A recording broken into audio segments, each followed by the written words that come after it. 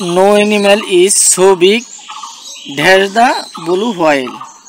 কোনো প্রাণী নীল তিমির মতো এত বড় নয়। এখানে একটা নিয়ম হচ্ছে এস ডট ডর এস হবে অথবা সো ডট ডর এস হবে।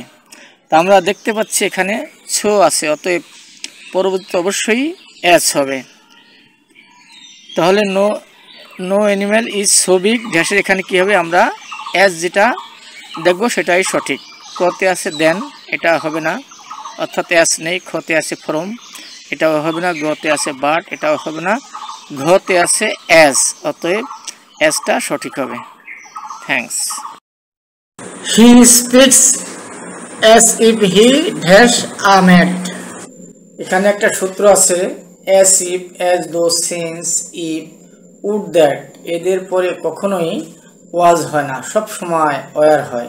যেহেতু এখানে অ্যাজ ইফ আছে, অতএব অ্যাজ ইফের পরে অবশ্যই ওয়ার হবে। তাহলে আমরা খুঁজি ওয়ার আছে কোথায়, কতে আছে ওয়ার, অতএব এটাই সঠিক। খতে আছে ইজ, এটা সঠিক নয়। গতে আছে হ্যাজ বিন, এটাও সঠিক নয়। ঘতে আছে হ্যাড বিন, এটাও সঠিক নয়। সূত্র অনুসারে সঠিক ক, যেহেতু অ্যাজ ইফের পরে ওয়ার বসে, অতএব সঠিক ক। Thanks. At least one of the students dash full marks every time. এটা শর্টকাট নিয়ম হচ্ছে ওয়ান অফ এর পরে যদি নাউনটা প্লুরাল নাম্বার হয় তাহলে ভার্বটা অবশ্যই সিঙ্গুলার নাম্বার হবে। তাছাড়া ওয়ান অফ দ্য স্টুডেন্টস মানে শিক্ষার্থীর মধ্যে একজন হলে বোঝা যায় যে সিঙ্গুলার নাম্বার। এরপরে অবশ্যই সিঙ্গুলার ভার্ব বসবে।